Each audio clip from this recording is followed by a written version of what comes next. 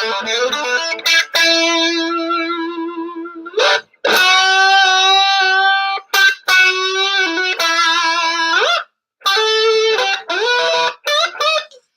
testing. Here we go. All right, let's let everybody come in. Little mic check here. Make sure you guys can hear me.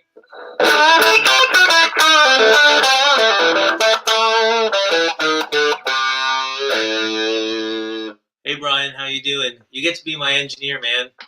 Tell me what's going on with the sound. Can you hear clear?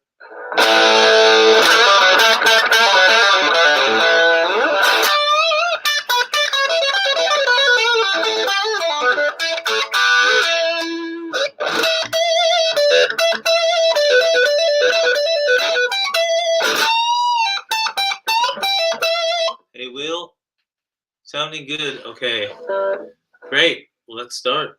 How you guys doing? My name's Ken Rose. I play guitar with Hero Jr. and this is Orange Hangs. We do this every Monday at 4 o'clock. Today I am totally winging it because we are all here in self-quarantine. And so there's 2 kids doing homeschooling on their computers and I'm in a room that we're building into a studio. So this is the perfect test to stick my little mini right next to the computer and pretend that it's a big boy. So yeah, welcome you guys. Hey Jay, how you doing? Brian. So I'm on my Crush Mini. I'm way down. I would say that I'm on about half. I've got it really close to the microphone on the laptop. I'm playing my Les Paul Custom Shop.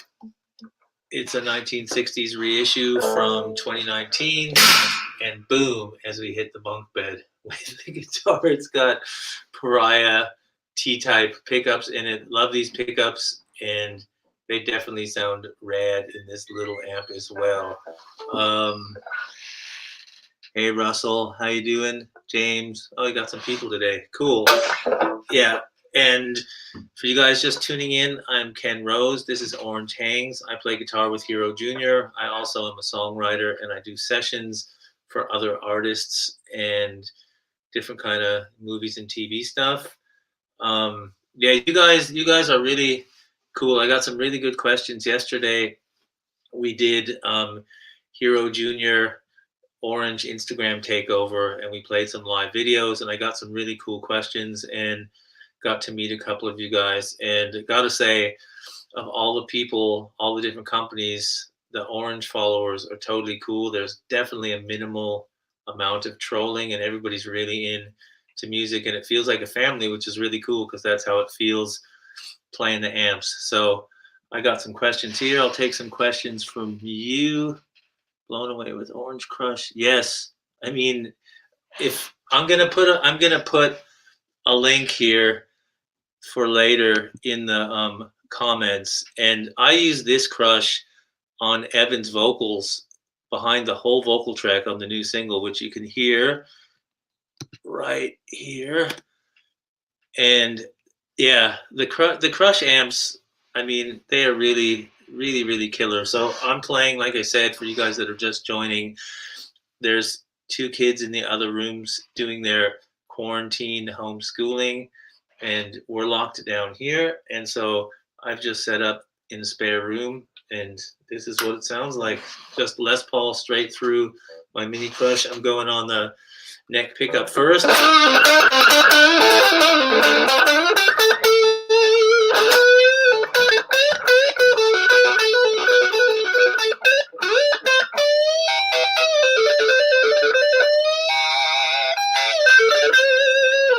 gonna go to the lead pickup.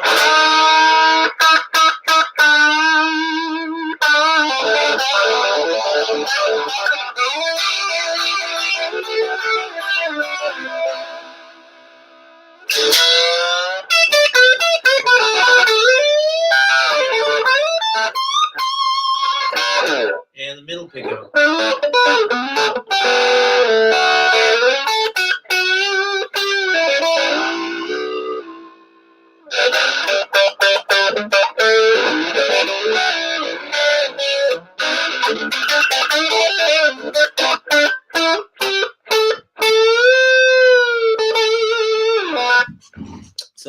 don't know how that sounds out there in Instagram, Facebook, and YouTube land, but yeah, it sounds great, and it's not disturbing the studying students, and it's not going to wake anybody up. So yeah, it's definitely a cool little amp. SG Standard. Hey, SG Standard's great. Gibson and Epiphone make great guitars. My main touring guitar is a 1972 Les Paul Standard. Thanks, Mike. And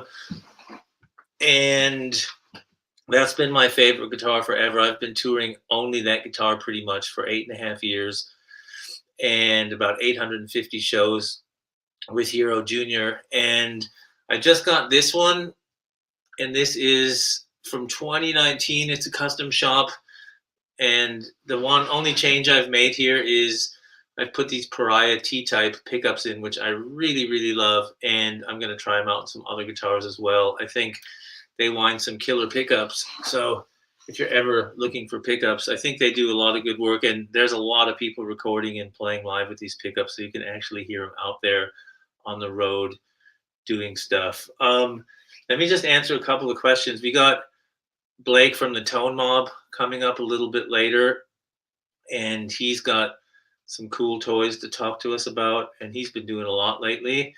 And we've got Anthony Turco, Amp Turco, and we're going to talk about the mysteries of guitar cables, because he's been building some speaker cables, and now he's going into building guitar cables, and we're going to check those out with him. So let's see. No light, read glasses for sure. Steve wrote me on Facebook, private message. Love your band rehearsal videos. How come it sounds so good? Oh, thanks a lot, Steve. I guess good is taste-based anyway, but we've really worked on doing everything at home, and we've built a home studio at home, and so yeah, the main thing we've done really is we've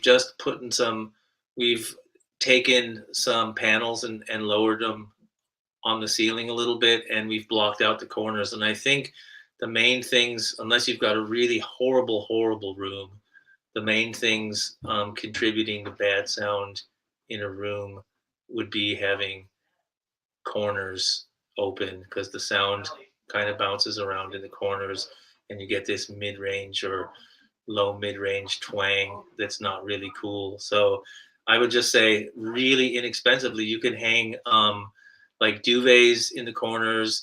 We just put some soundproofing isolation on some panels and hung them, and we're only using 10 mics, and yeah, we're really happy. I'll go into that a little bit more, but Blake just popped up on the screen, so I'm going to bring him on. That's Blake from the Tone Mob. He's got a great podcast. He's on Instagram at the Tone Mob, and he's got a killer YouTube channel where he's doing all kinds of stuff. And from what I know, he recorded a song this week. So that's Blake. Hello. Oh, look at that. I was just doing a little strumming while I was waiting. Yeah, what do you got there? I've got a Mule resonator guitar. Right on. This thing's a lot of fun. It's currently in D standard, and it's like my acoustic guitar.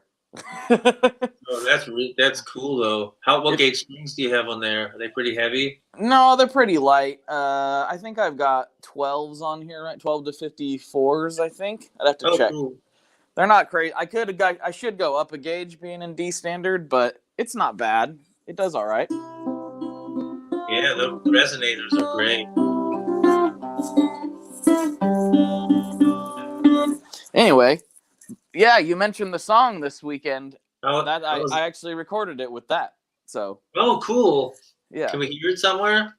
Yeah, it's on YouTube. Oh, cool.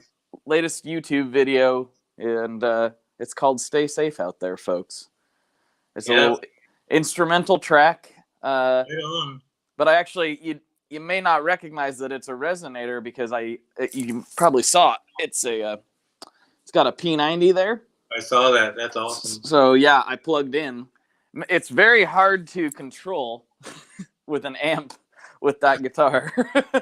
Yeah, that's I know some. You know, some of the best guitar tones that I've heard on record. Did you ever used to listen to Grantley Buffalo? I'm not familiar. No. They were a band like the mid '90s, Hmm. and Grantley Phillips was the main writer and singer, and he still makes great country records, great Americana records. But they were a really cool three piece at the beginning, and he played his acoustic guitar through a fuzz box and an amp, and it was rad, and it was always out of control. They've got my favorite record is their very first one. It's called Fuzzy. For all you Nice. guys, it's really cool, and they've got a song called America Snoring that is just the perfect example of how to destroy an acoustic guitar. Oh It's man, it's a great song. that sounds And right up I'll, my I'll put alley. that I'll put that up somewhere after this. But yeah, so there's and when Hero Junior used to do unplugged shows, Hmm. we just sometimes did some unplugged stuff, some radio stuff, and I always ran my acoustic through my big muff, and it was completely out of control. And you just kind of get used to moving the right place and putting your That's right. in the right You tilt, place. But touching the strings, deadening things. But I was getting really good at tap dancing between yeah, loud and soft parts. But yeah, that's cool. it's cool. Were you playing through effects and stuff through it? Yeah, it's a real like mellow track. It's really like ambient and just it's an instrumental, and it was really beautiful around here the other day. Fall in the Pacific Northwest can be really pretty, and it was a little bit foggy out, so I got a bunch of footage of just around the area, and I was trying to make something that was really pleasing and relaxing, Right and on. so yeah, I used well, actually I can show you. So last week I brought that clone that James Bowman from Against Me built, Yeah. and I used that. I'll just go ahead and show everybody again real quick in case they weren't here. But you get the idea. It's a really nice sounding clone, and I actually used it kind of different. I had the gain really low, somewhere in that ballpark, and Right. then the tone backed all the way down because that guitar being steel is super bright, as you can imagine. So I backed the tone clear down and just kind of used it as a nice little preamp. Oh, Um, cool. and then the reverb on it is one of my go-to reverbs, the Mr. Black Blood Moon. Oh yeah. When I can't think of what else to use, I just grab this because it works every time. Oh, that's cool. It's very cool to me. It's very dark. So again, it worked with that guitar. It's a really dark reverb. And then a lot of people were like, "Oh, you really did cool things with the delay on that track," and I didn't really. I recorded a ton of layers, and then I moved them around and played with the panning. So the song is as much like the mix is as much part of the song as my actual playing because it pans back and forth, and there's a lot of stereo stuff going on, and the volume kind of automates, and so it swells up and down as you're listening to it. So there's a lot of movement going on, and some of what people think is delay sounds is actually a result of having those tracks panned and separated a little bit. Oh, So, cool. I'm gonna check that out right after. Well, so everybody check that out, and you must have some kind of pedal for us today, right? well, yeah, I was thinking about what to bring you guys, and I think I've brought this one before. Where'd it go? I had it. Where'd it go? It's a bad sign when you lose your pedals around the place. Yeah. There's always a pedal to be found there. Well, I can't find the original one I wanted to show you, so I will show you something else. This one I was playing with this morning, and I forget how much I like this pedal. And of course, all of you have probably seen this before, but the Chase Bliss Mood. Oh yeah. I forgot how much fun the little micro looper section that Drolo made. So I put it in tape mode, and I just strummed a chord, and I got it set to where it was just playing that chord over and over again really quickly, and then you can adjust the length of that, so it can sound like it's da da da da da, or you da da da da yeah. So it gets really crazy, and then I was playing with the delay section that Old Blood made, and just kind of trying to create a song along with what the pedal was doing. This thing is really insane, so it's a lot to absorb. But I had to get reacquainted this morning because it had been a little while since I played And it. there's So no sound degradation when you stretch it. oh yeah, there is. Oh, cool. Yeah, I've never played one. I've seen them being used a lot, but I've never played one.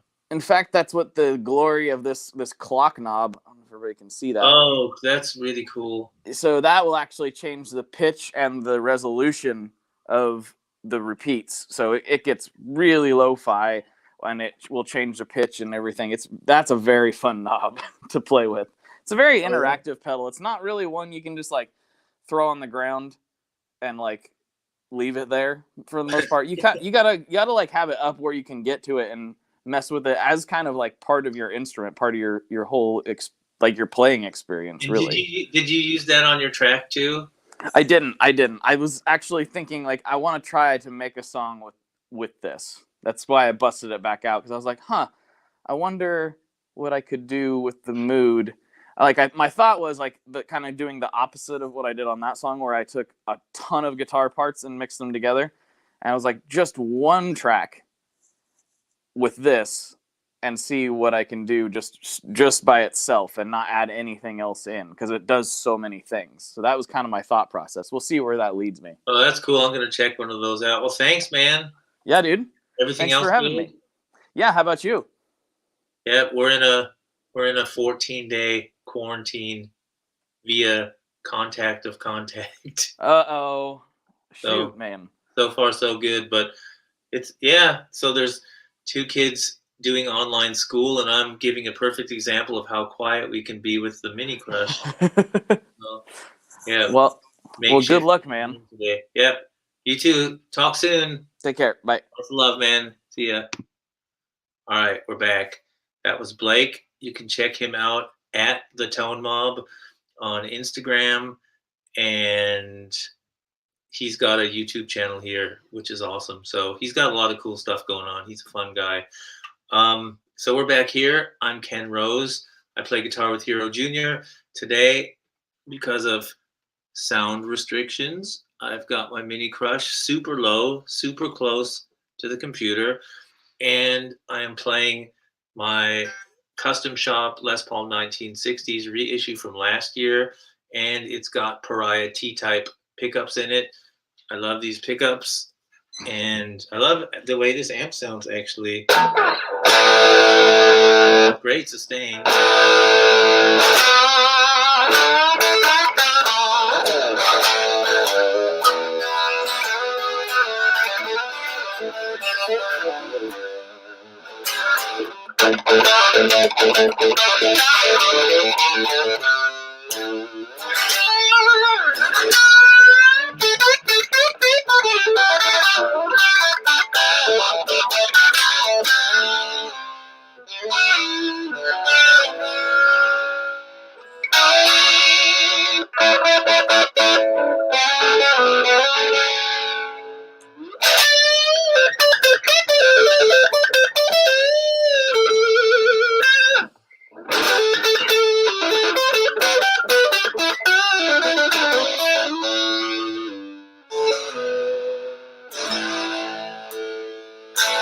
Great guitar, great amp too.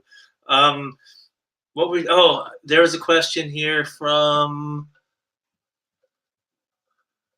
I don't know what the retail on these pickups is, but I know that you can go to the Pariah Pickups website. They've got a great Instagram. There's a lot of cool artists that use these pickups. They're very reasonable though. They're definitely very competitive to stuff that's a little bit more expensive, but the quality is really, really good. And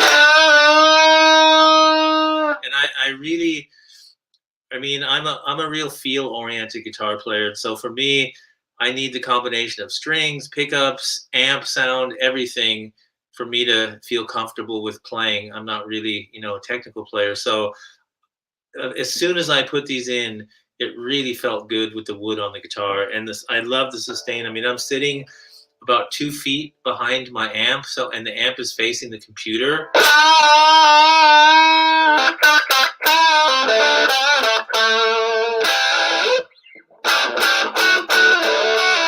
They react great to volume.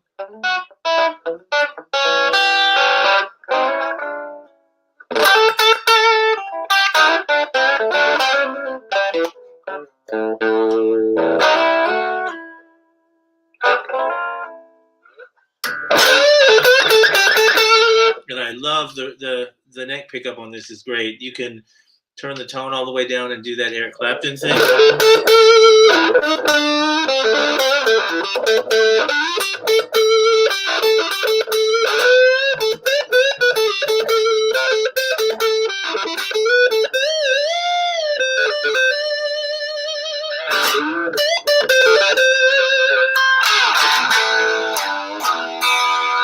Check them out though. They're online. Good website, really informative. He's got a lot of new stuff going all the time. These that I'm playing now are the T-type pickups, and I wanted something that was close to the T-top pickups that I've got on my 72 Les Paul, and we kind of figured something out that was a little, I think, as far as I know, and when we talked in the beginning, these are a little bit of Peter Green 59 Les Paul and a little bit of T-top, and come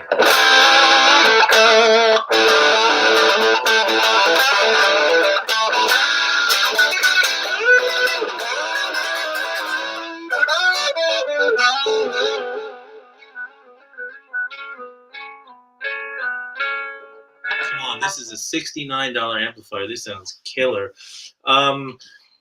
Okay, got a question from Will. What chorus pedals do you like? Good question. I'm not. It's funny with chorus stuff.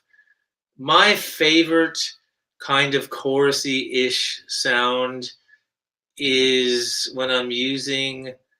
Well, my favorite all-time chorus is the old Roland. I think it's the CE1. It's the big gray one that's got chorus and vibrato. That is by far the best. Unfortunately, I left mine in England. Hey, Shawnee, I left mine in England in storage, so I don't get to use it. But that is my all-time favorite. I'm more into the mixture of chorus and vibrato, and I don't use it a whole lot. I like the way that, Smashing Pumpkins kind of has that chorus vibrato thing with fuzz. But the CE1, I think it's it's got to be the CE1. Well, anyway, it's the big gray one that was from the 80s. That's a really cool chorus vibrato pedal. I love the chorus and vibrato that I get with my vintage Memory Man delay. That's really, really good. I use that a bit on the new Hero Jr. album that's coming out in January, and we can talk about all that. I mean, I always get questions because people see the videos that we're posting from our rehearsal room and from the studio, and so definitely we'll talk about gear that I'm using. I don't use a whole lot of effects, but when I use them, it's usually going to be some kind of a tape delay kind of sound, or I use a phase 90 a lot. And for the chorus vibrato thing, I'm definitely using the Memory Man combination with a little delay and the vibrato on there. But yeah, if you guys ever have the chance to, if you like chorus and vibrato and you have chance to check out the big, it's the 80s, that Boss, it's got to be CE1. Someone will know. Anthony Turco will know when he comes on for sure. So yeah. Shawnee, how you doing? Don, how you doing? Bobby, for those of you guys that are just coming in, I'm Ken Rose. I play guitar with Hero Jr., and we're on Orange Hangs, which we do every Monday, 4 o'clock Eastern Time, 9 o'clock UK time. Today, I have to be quiet because there's 2 kids doing homeschooling on their computers in the 2 adjoining rooms. So perfect way to use my Crush Mini at super low volume. I think I'm on about 2 or 3, and I'm playing my custom shop Les Paul with pariah T-type pickups. And this amp sounds pretty big sitting 2 feet behind it.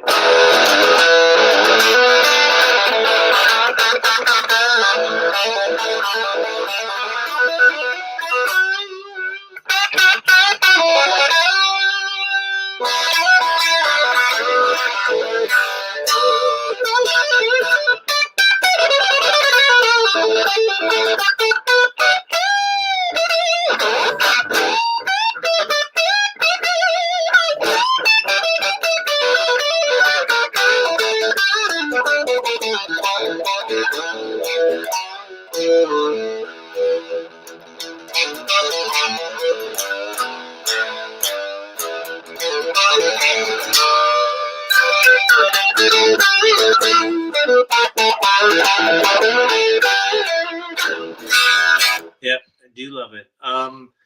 Okay, did we finish talking about the studio? Anyway, with the studio, but that was that question that Steve had for me on Facebook.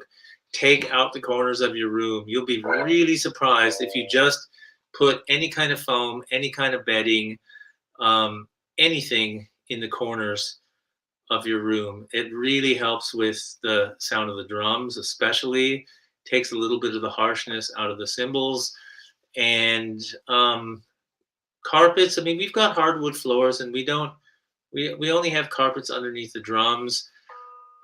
I posted a link to our new single, which just came out on Thanksgiving Day. We did a cover of Eleanor Rigby. We've been getting really good response, and I do thank you guys. I've gotten some really, really nice words from you guys. So thanks for that. You never know. I'm not a real cover person, so when you do a Beatles song, it's like, whoa, it's going to happen. But we've been playing that song in Soundcheck for about 6 years, and we just decided that now's a good time to put that one out. So I hope you like it. And that's a really good example of, what I talk about with my sound. The only effects I'm actually using on that track is a JHS Crimson. I'm using a little bit of a Green Russian Muff, and everything else is just my Les Paul through an OR50 and a PPC 212 cabinet, which has been the rig that I've used for 8.5 years in Hero Junior. So yeah, check it out. Let me know what you think. And if you have any questions, or if you want to talk about your band sometime, post me in a private message on Instagram. You can private message me on My Warped Halo. That's at MYWARPEDHALO on Instagram. Send me your band links, send me your music links, tell me what amps you're using. And yeah, it'd be great to get some people that are making good music some exposure. So don't be afraid to do that. And see what other questions. We're going to have Anthony Turco come on soon. He's going to talk about the mystery of cables, which is completely foreign to me. And we'll talk about that when he gets here. This is a good question. Why don't you overdub guitars in Hero Junior?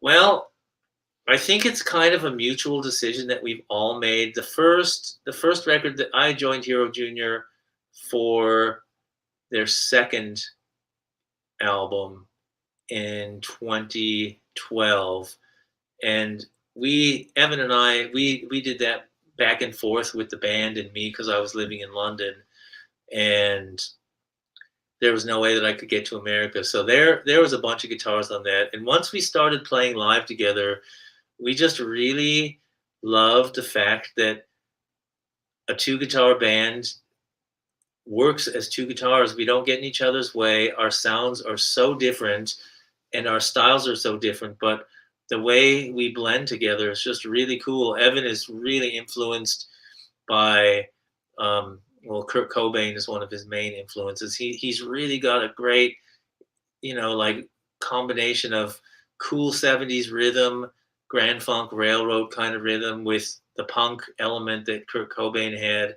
And I'm really into 60s and 70s rock and soul and funk. My favorite guitar player, Jimmy Page, was definitely my biggest influence of all time. And of course, Jimi Hendrix, all the old blues greats from the 50s and 60s are favorites. And like Sly and the Family Stone, Stevie Wonder, like old school R&B I really like.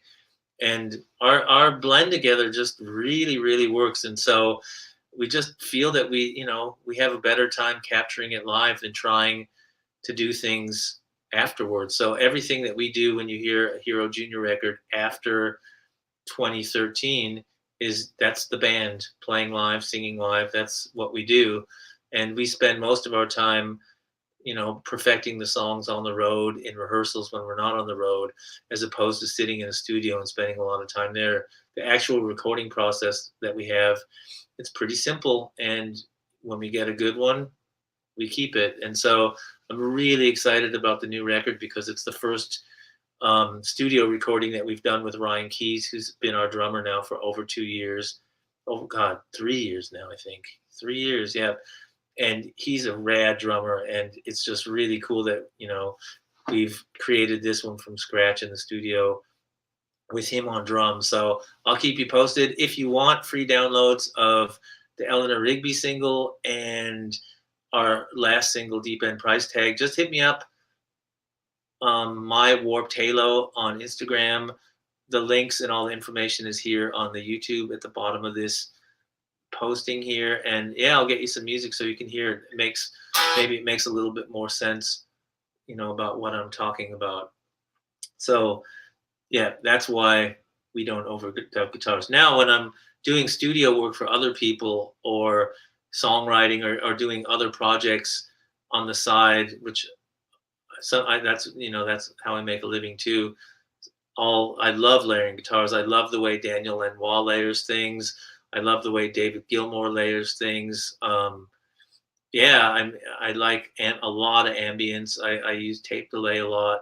I use EBO. So it's a real, contrasting approach, but I love all of it. I mean, I just love being, creative with music, with all instruments, with recording, with playing live. But if push comes to shove, being in Hero Junior is the best thing I've ever done in my life. So there's no comparison of being in a live band that really kicks ass and really gets along, and we play the songs differently every show. So yeah, that's about there. Oh, here we go. Anthony Turco is trying to get on. I could see it. His device doesn't look like it's connected yet, but I'll give him a second. If you're out there, Anthony, I can see you're trying, but I can't see you. I'll answer one more question. Oh, that's a good question. This was from Eric on Instagram. He asked, what do you prefer, bass or DI, using a cabinet or direct? For me, it's really about the playing. If you've got a great cabinet, a great microphone, and the right room, doing DI in an amp is cool. We've done pretty well with just going DI, and sometimes I'll put it onto a cassette. I'll put the bass onto a cassette to give it a tape thing, or I'll use a tape plug-in. I think that if you're looking for a warm sound, man, I think it's in the playing. I think it's in the playing and the bass more than anything. I know that Dave's using, I forget what DI box he's using. He's using a really good DI box that makes it sound good, but we've had really good luck going DI, and that's just the way we do it. I think if we had a huge room and tons of microphones and tons of gear, I would use both. But right now it's just a lot more simpler. We're recording all of our albums on like 10 or 11 tracks in the living room, which is kind of converted into a studio. So yeah, I would say for me, DI, but like anything, and like I always say, you gotta experiment, because the stuff that you find on your own when you're doing music, and the stuff that might not be what people say is the best way to do things, if it's the right thing for you and it gives you something cool that you like, if you like it, that's the most important thing, because then if other people like it, you're just being yourself. So that's what I say all the time. First thing. Hey Derek, how you doing? Hey Joe. Hey Jay, do you use pedal board and power supply, or just a couple of? No, I'm always searching for the easiest way, because I don't use a lot of pedals when I'm playing, but I do like pedals, and I do like to have them, at certain times in certain songs, just for extra color. But I want to be able to do everything. Everything that I record is live. So when we go out on tour, it's got to be close. I've got a company in Canada. I don't even know what it's called. I'm so bad with the technical stuff, but I've got a switcher. It's just a true bypass switcher. It's great. It's got 9 buttons, and they're all true bypass, and I've got everything into there. I am using a power supply.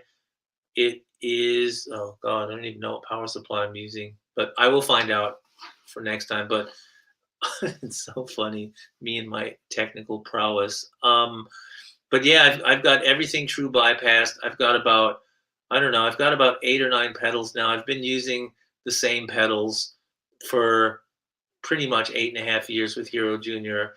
The 2 pedals that I've been using them all forever, but I did just add the JHS Crimson Fuzz because I think that really replicates my original green Russian muff, and obviously I'd rather break a $200 pedal on the road than a $600 or $700 pedal on the road. So I highly recommend the Crimson and the God, what is the other one that I've been using in the studio? It's the Tone Bender one. Anyway, I think it's called Bender 73 or something like that. It's really, really good too. Great fuzz pedals for the money. At least I really like them. I find that they're pretty versatile and they work good for me. For you guys that have just joined us, I'm Ken Rose. I play guitar with Hero Junior. We're being really quiet today because the kids are in the other room doing their internet schooling. So I'm here on a very low volume on my Crush Mini. This would not wake up anybody in the next room, but it still sounds pretty fierce.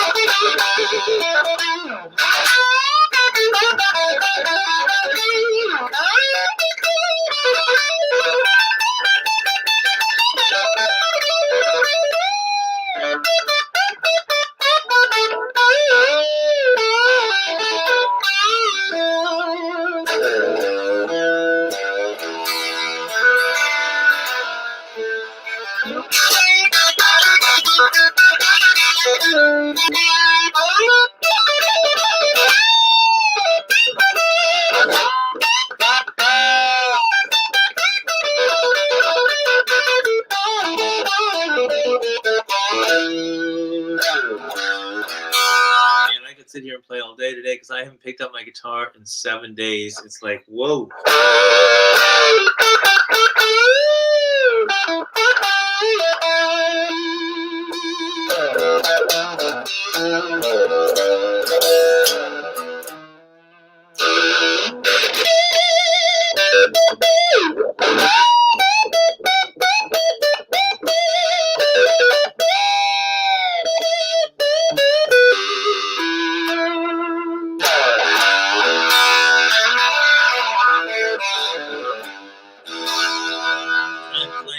I'm playing Custom Shop Les Paul from last year. It is the 1960s reissue. Great small neck profile. I like a smaller neck. It matches my 72 neck. I was really looking for a guitar that would fit alongside my 72, and I've got Pariah T-type pickups in here. Sean wants some killer pickups. Check them out. Really good pickups.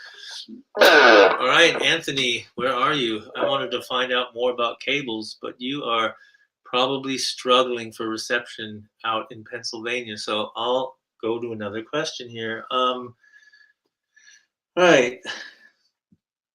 This one is from Robert, and this was an email question.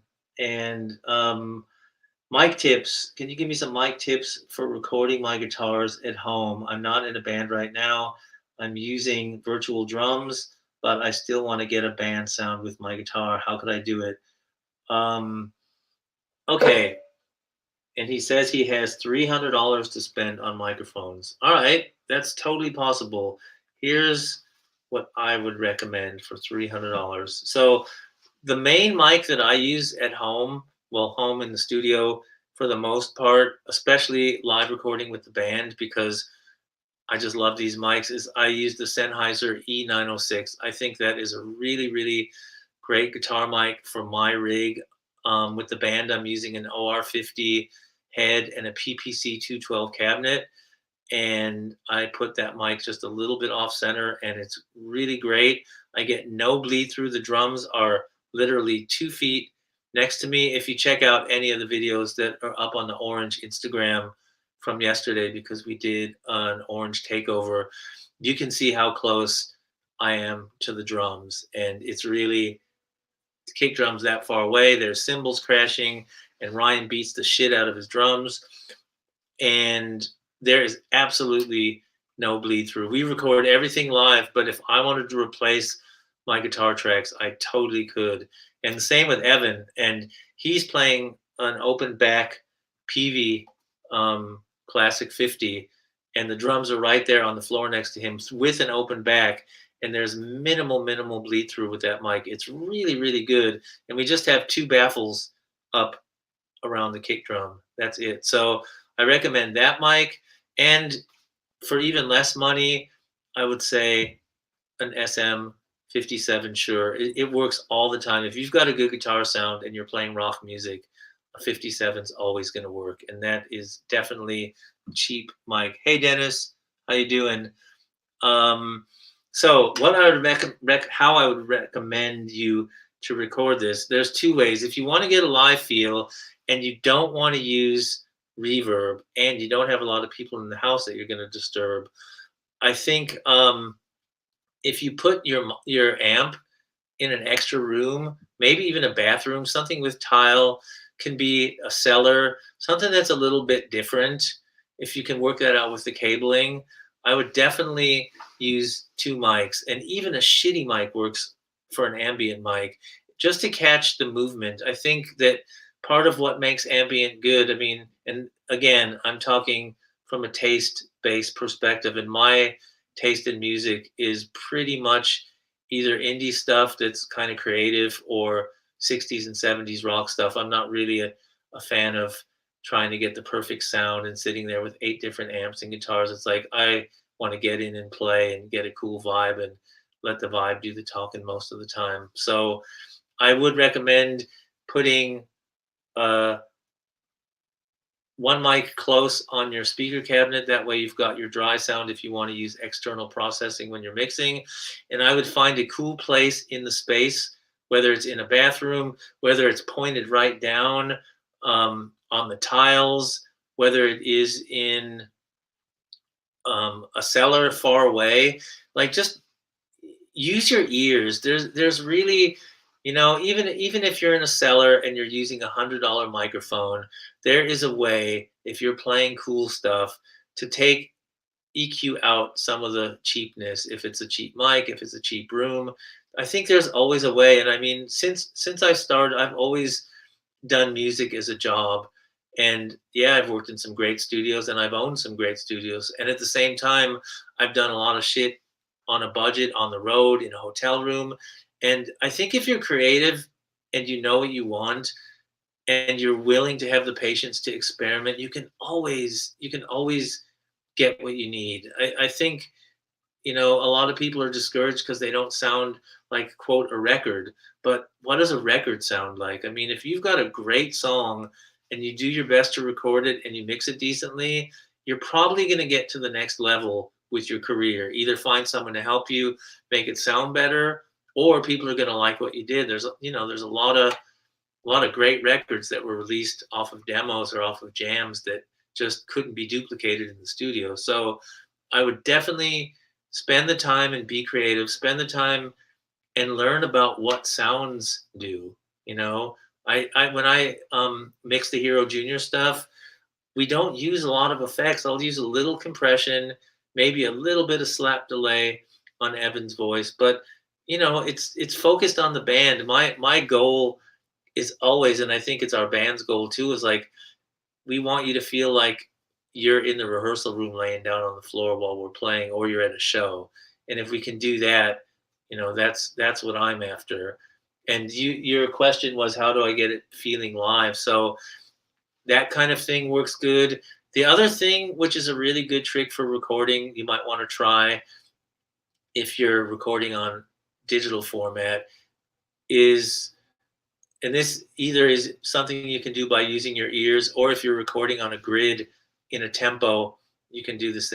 That's useful as well. I do. We don't record with a click, but if I'm doing sessions for other people, I'll do this. And that's so you record one mic close, and then you find a place in your room or in the bathroom or on the tile or something that gives you that interesting sound, and you just slide the track a little bit to give it a slap feeling with the room, and that will be something that will give it a little bit live feeling. And all these things, especially, okay, I'll answer, in response to this question here.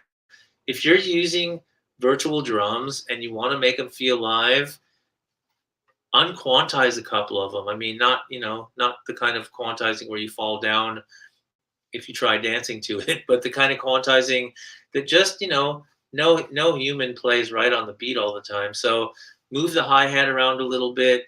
Put what I found a really cool thing to do, which happened by accident, because when I put slap delay on Evan's voice and he's singing live in the room with the drums, there's bleed, and some of the louder drums end up bleeding through on the delay track, and it really gives it that movement feel where if you've got the on the snare and you've got a slap on the voice, you can create some really cool dynamics. And I've used that on drum machine stuff before too. So again, try things. All you need is one reverb and one delay and a little compression and a little imagination, and you can really do a lot. So I just, again, whenever I give lectures or master classes, I'm always talking about use your imagination, because that's the things that are interesting. Those are the those are the sounds that you get that are just yours and nobody else gets.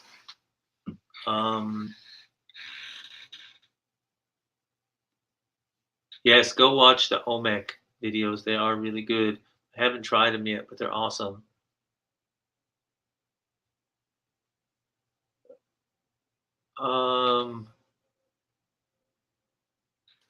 Can't even read that, but let's see what you're saying. Room dressing can be an inexpensive fix. Yes. Pillows behind the mic. Yep. Same.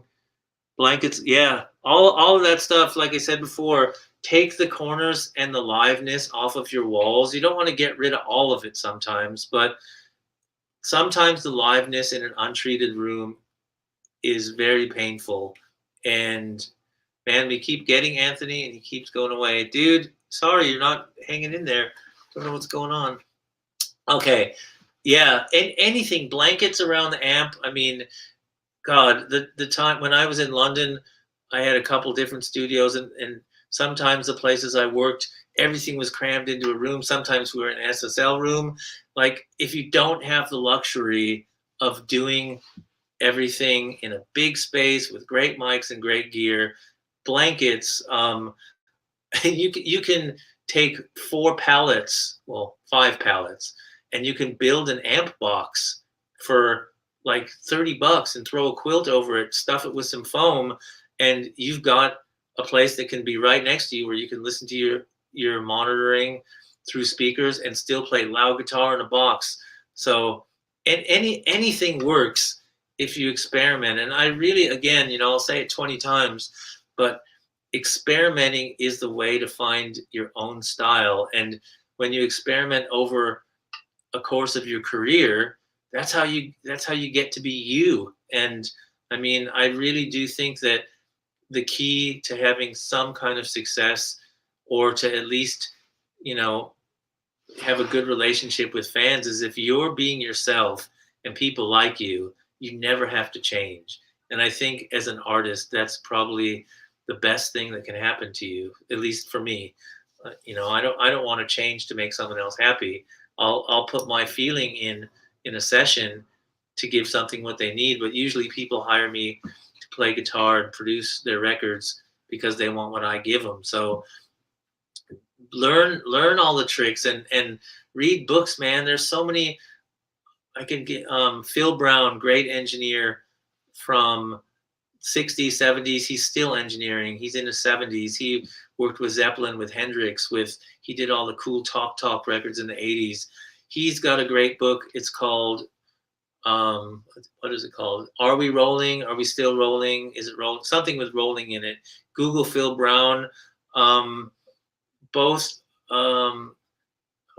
missing the names right now, but Andy Johns and Glenn Johns' book, the last book that he did. It's about 8 years old. He's great, and he's got the best drum miking technique with 3-4 microphones, and his story's great. And all these guys that were making music back in the 60s and the 70s, they were inventing this shit while they were going, because nothing, not the Beatles really started, or Joe Meek also. All these guys, if you read their stories, they're all creating stuff based on their imaginations. And I think, it's a different time now, but we've got all this technology, we've got all this cool, you know, we have all these cool tools at our fingertips. So learn how to use them and have fun with them, and don't be a slave to the machines. Let the machines tell your story the way you want to tell it. That's what I suggest.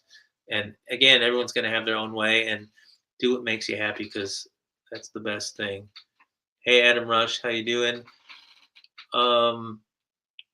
Yep, use a cardioid mic like a live stage. I mean, it's endless. Some of the other cool things that I've done. I mean, I've done tons of stuff. You can tape a microphone to the back of your cabinet just to get the low end vibration and mix it in just a little. The only thing is, when you're using 2 microphones, be careful of phase. Most of your computers have something that'll tell you if you're in phase or not. You can use headphones, and you can just hear from the buzzing on the amp what's in phase, what's out of phase. There's a lot of there's a lot of great YouTube. I mean, that's the great thing, we're not in the 60s and 70s, we're not using tape, but we've got YouTube, and there's tons of great people out there talking about what they do. And I mean, I love it. I've been doing this my whole life, but I'm learning every day, and I love checking out what other people do, because people that do cool shit, there's always a way to apply what you do, and it's not copying, it's just being influenced. So yeah, I think we're gonna miss Anthony today. He's tried to get on. I will give him a mention though, and we'll catch up with him next week. Anthony Turco, he's got a company called Amp Turco. He does really cool harnesses with really vintage style pots and capacitors and all that stuff, which I don't know shit about, but he does, which is why we've got him on. He started a new line of speaker cables, which I've been using, that I really love. And I think he's starting guitar cables. And there's always that mystery to me of, what makes a guitar cable sound better than another, because I really don't hear it, to be honest. I'm playing loud, I'm playing through tube amps. But the one thing that I can't stand about cables is when the ends break off or they unscrew while I'm playing. And so he's building new cables. So I want to really discuss the mysteries of, is there a difference between $100 cable and a $15 cable? Or can you build a $100 cable for $15? I don't know. So Adam Rush, did I make a mistake? I don't know. No. Helix. Hey, there's Adam. There's no mistakes. I've got a guitar student that uses a Helix, and he spends a lot of time, and he gets great sounds out of it. I think you can also, KRK monitors are great. They're fine for the price. I mean, that's such a great, I think for under $300 you can get monitors. The other monitors that I can highly recommend for you guys, and I have used every monitor, and I've, like I said, I've mixed in big studios, little studios. I've worked in SSL rooms. I work on a laptop, and I just got a pair of Kali IN8 monitors, and they're not the cheapest monitors, but they're definitely, I think they're less than $800 a pair, and they sound better than $5,000 or $6,000 monitors that I've used. And I am mixing the Hero Junior record on those monitors, and I am blown away that a monitor that costs under $1,000 a pair is so good. But that's also, I know that's really expensive to some people. So there are options. Kali makes great speakers. I think they've got some monitors for under $400 a pair. And the cool thing about them is you can adjust them to where they are in the room, and they're very true. I've got like with guitar, I'm not very technical, and if it doesn't feel right and I can't hear dry and clear what I'm doing, I have a really hard time, you know, mixing and listening to music. I really like listening to the music the way I create it. And yeah, I found a lot of success with the Cali audios. I've been using them all year. I haven't even used my NS10s to reference anything. Sometimes I use another a great trick. If you're working at home and you don't have a lot of money, check your mixes in mono on a speaker that's dry. I could really highly recommend. Klipsch has a very small USB monitor. I don't know if I have one here. Let's see.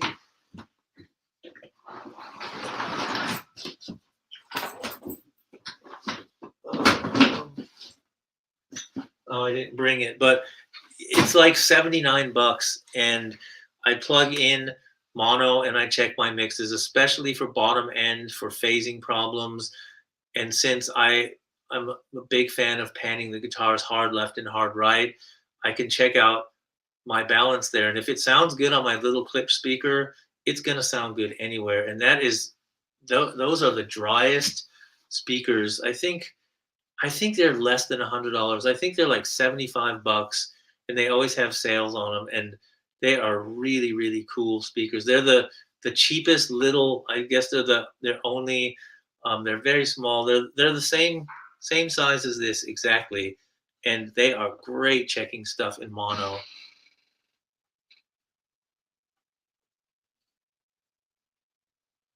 Yes, the Tool record is great. I haven't listened to it a lot, to be honest. I don't usually listen to a lot of music right now. I'm busy writing and recording and doing my own work, so it's really a luxury actually that I have time to listen to music. But yes, that's a really well recorded record.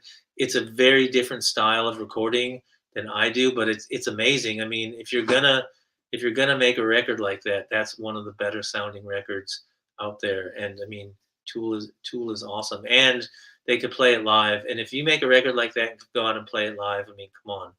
What else can you say? Little Labs. Let's see. Sorry, glasses time again. I'm sitting in a dark room here. And all digital is totally fine. I mean, there's no Little Labs.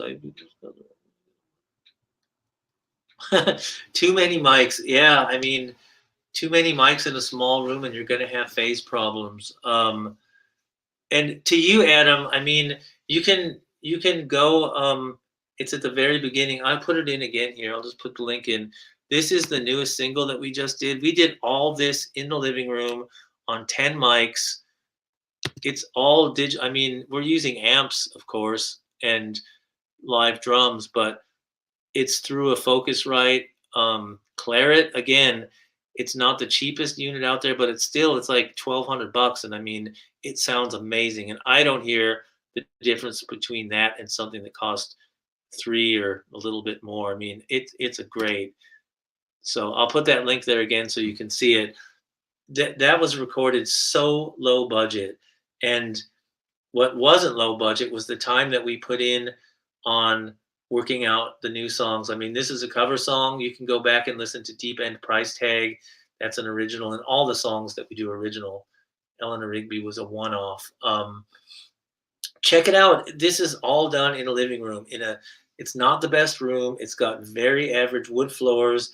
It's got walls that bounce around a little bit. You can see the cameras moving when the kick drum hits, and we just deadened the corners, and we dropped the ceiling a little bit and put some hanging baffles, and there's just two baffles, one on each side of the kick drum, and that is it. And bass is going direct.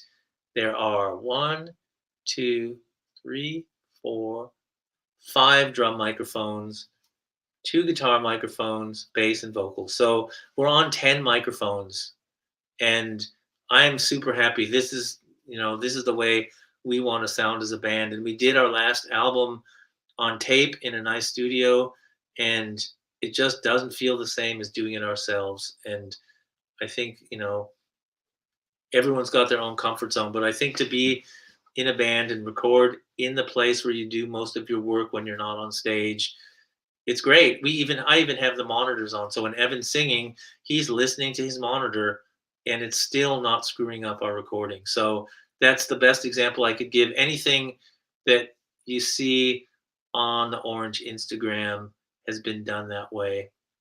And any questions, it's really, you guys have some good questions. It's a good group of people, and I'm really happy to be working with Orange. I love the amps. For those of you guys that just joined, my name is Ken Rose. I play guitar with Hero Jr. I'm a songwriter and a producer as well. Today we got to go, so I'm just using this to be quiet because the kids are studying on laptops in the other rooms, in school, at home. And I'm playing a Les Paul Custom Shop 1960s reissue with Pariah pickups. Sounds like this. Oh, the battery's going. And this, my favorite part on these amps is when the battery starts to go down because you really get a grungy sound. So this is.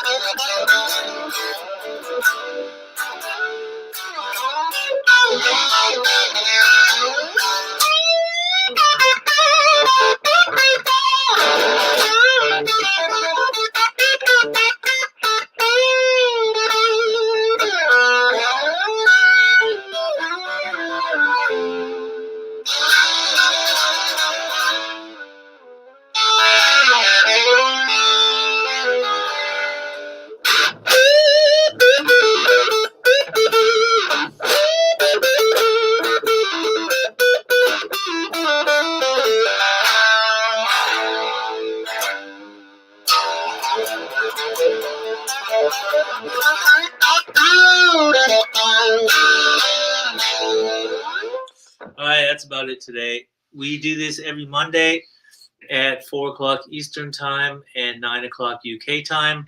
I'm Ken Rose. Check out Hero Jr. All the information is here on YouTube. We are on Facebook and Instagram. You can hit me up privately if you got any questions, if you want to play me your music, anything. I'm at my Warped Halo, MYWARPED HALO on Instagram. Hero Jr. is at Hero Jr. HEROJR on Instagram. And the videos are all over the place on Orange Instagram. And our website is www.herojuniormusic.com. Thanks for hanging out. This is Orange Hangs. You guys take care, and we'll see you next week. See you later. Lots of love. Bye.